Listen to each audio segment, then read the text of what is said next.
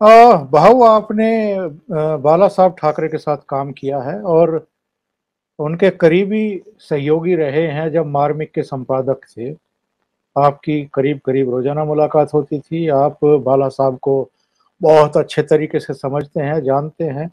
मैं जानना ये चाहता हूँ, बाला साहब आज होते तो क्या एनसीपी और कांग्रेस के साथ शिवसेना की सरकार होती और उद्धव ठाकरे मुख्यमंत्री बन पाते? देखिए, उद्धव ठाकरे मुख्यमंत्री बन पाते, ये बात छोड़ दो। आपको 99 की बात बोल दूं, जब शिवसेना बीजेपी सत्ता में थी अलायंस में, और नारायण राणे चीफ मिनिस्टर थे, और मध्यावधि चुनाव हो गया था, तो बीजेपी और शिवसेना की संख्या कुछ 10-12 से घट गई थी, तो मेजोरिटी नहीं थी। पवार अलग से लड़े थे और कांग्रेस से निकल गए थे, और पवार ने एनसीपी पार्टी बनाई थी। तो बीजेपी वाले एनसीपी को साथ लेने की बात कर रहे थे। प्रमोद महाजन और गोपीनाथ मुंडे ये हट पकड़ कर बैठे थे कि भाई हम एनसीपी को यानी पवार को साथ लेकर सरकार बनाएंगे।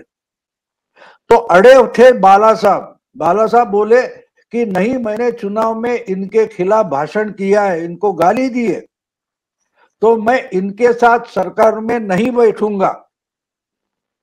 10-12 दिन तक नाटक चला, क्योंकि शिवसेना तैयार बैठी थी गवर्नर के पास जाने के लिए। पीसी अलेक्जेंडर उस समय महाराष्ट्र के गवर्नर थे और वो इनको इनवाइट कर रहे थे, लेकिन बीजेपी नहीं जा रही थी। बीजेपी का मानना था कि हम एनसीपी को साथ लेकर ही 3 पार्टियों का सरकार बनाएंगे।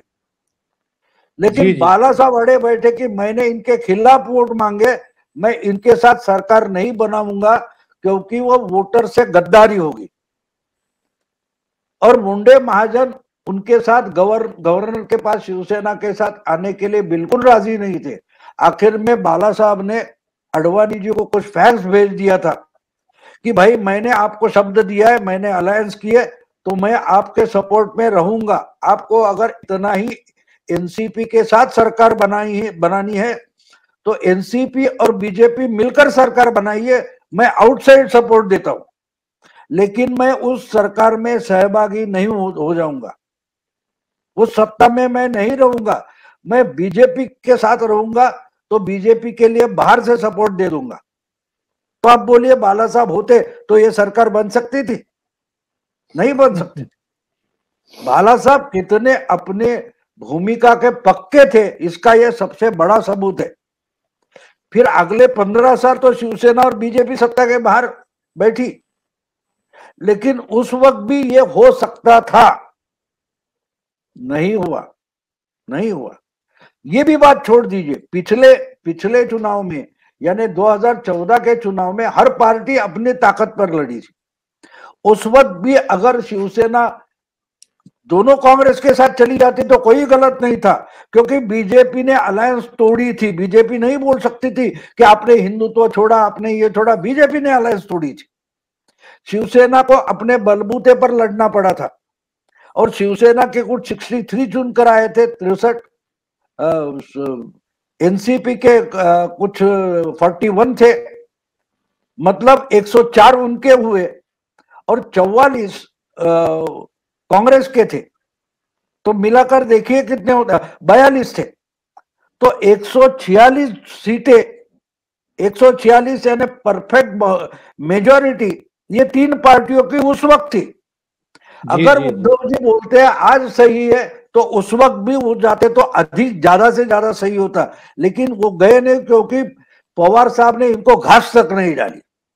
चर्चा चली थी कि अगर ये 3 पार्टियां इकट्ठी हो जाए तो भले बीजेपी के पास 122 एमएलए है, कुछ इंडिपेंडेंट है, फिर भी मेजोरिटी नहीं है। तो पवार साहब ने दाव खेला कि हम आउटसाइड सपोर्ट बीजेपी को देते हैं, क्योंकि उनको शिवसेना को उकसाना था। और ये ओपनली बोलते, मैं ये जी जी कोई जी। मनगढ़ंत कहानी नहीं बता रहा हूं। पवार साहब हाँ, ने बोला इंटरव्यू कि इंटरव्यू बीजेपी में कहा और उन्होंने। शिवसेना में और दूर हो जाए एक दूसरे से, इसलिए हमने वो दाव खेला था। तो उस दाव में भी बीजेपी फंसी थी, इस दाव में पवार उद्धव फंसे। बात इतनी सी है कि हम फंसे हैं ये मानना नहीं है, तो लगे रहो, कोई बात नहीं। और उसका तो आप देख रहे हो कि नगर पंचायत चुनाव में उनको जवाब मिल गया कि आघाड़ी में भी आप एक नंबर पार्टी हो मंत्री मुख्यमंत्री होने के लिए, लेकिन लोगों के सामने तो आप आघाड़ी में 3 नंबर पार्टी हो, पूरे महाराष्ट्र में 4 नंबर पार्टी हो, तो सड़ा कौन, नाड़ा कौन, अड़ा कौन,